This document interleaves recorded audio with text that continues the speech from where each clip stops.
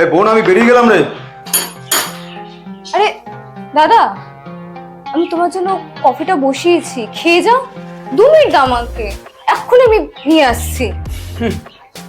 এই যা ঘরের অবস্থা, এ দেখেই আমার দম বন্ধ হয়ে আসছে। কফি খাওয়া তো দূরের কথা। দাদা, আরে দাদা, আরে তুই ভালো আছো? তুই রুমকিকে ভালো লেগেছিস? হ্যাঁ, তোর যা চাকরির অবস্থা, হাতে টাকা পয়সা কিচ্ছু নেই, 10টা লোকের সামনে নিয়ে গিয়ে তোকে দাঁড় করাবো, সেটারও তো আমার মুখ রাখিস। তুমি কি বলছো?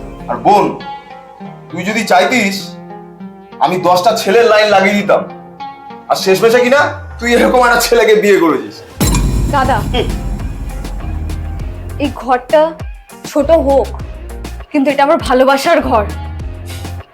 আর সঞ্জু, ওকে আমি ভালোবাসি। তুমি এরকম করে কখনোই বলতে পারো না। ভালোবাসা? টাকা পয়সা না থাকলে না ওরকম ভালোবাসা পালিয়ে যাবে রে 2 দিনে। যাই হোক, যা ভালো মনে করেছিস তাই করেছিস, আমি আর কি বলবো, গেলাম।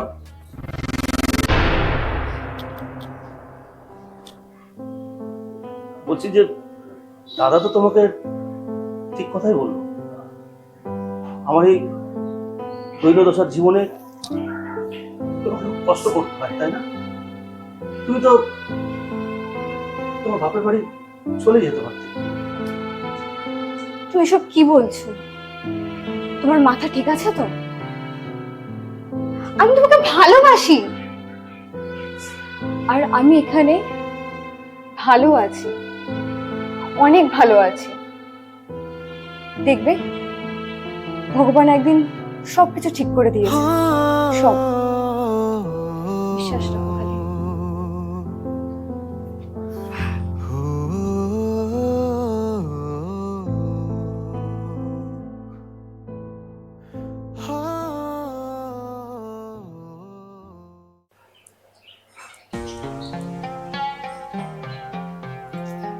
আরে দাদা, বসো বসো বসো। কেমন আছিস বোন? ভালো আছি। তা হঠাৎ এত বছর বাদে? আসলে বোন, বছর 3 আগে একটা ফ্যাক্টরি করবার জন্য মার্কেট থেকে প্রচুর লোন নেই। ফ্যাক্টরিটাও দাঁড় করাতে পারেনি, তার ফলে প্রচুর টাকার লোন শোধ করতে না পেরে বাড়িটা বন্ধক দিয়ে দিতে হয়। কোথায় কি করব ভাবতে না পেরে তাই আজকে তোর কাছে ছুটে এসেছি। রুবি শোনো, আজকে কিন্তু অফিসে। আরে দাদা, দাদা কেমন আছো? কখন এলে? এই তো এইমাত্র এসছে টাকা চাইতে। মনে আছে সঞ্জু, দাদা আমাদের খারাপ সময় কিভাবে আমাদের অপমান করেছিল?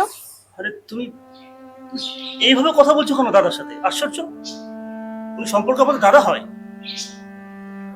দেখো, মানুষের জীবনে না খারাপ ভালো সময় আসবেই, তাহলে এইভাবে কথা বলবে? তোমার মনে নেই আমাদের যখন খারাপ সময় ছিল?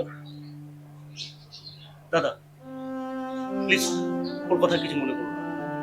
দেখো দাদা, আমি সবসময় তোমার পাশে আছি, আর এখনো থাকবো। হ্যাঁ, আমি জানি তুমি হয়তো আমাকে পছন্দ করো না, আমাকে গুরুত্ব দাও না, কিন্তু বিশ্বাস করো দাদা, প্রথম দিন থেকেই আমি তোমাকে আপন দাদা বলেই ভেবে এসেছি। দেখলে দাদা, কাল যাকে তুমি এত অপমান করেছিলে, আজ সেই মানুষটাই তোমার পাশে দাঁড়িয়েছে। সফল ব্যক্তির পেছনে তো সবাই থাকে, কিন্তু ভালোবেসে একসাথে এগিয়ে যাবার সে আনন্দটাই আলাদা।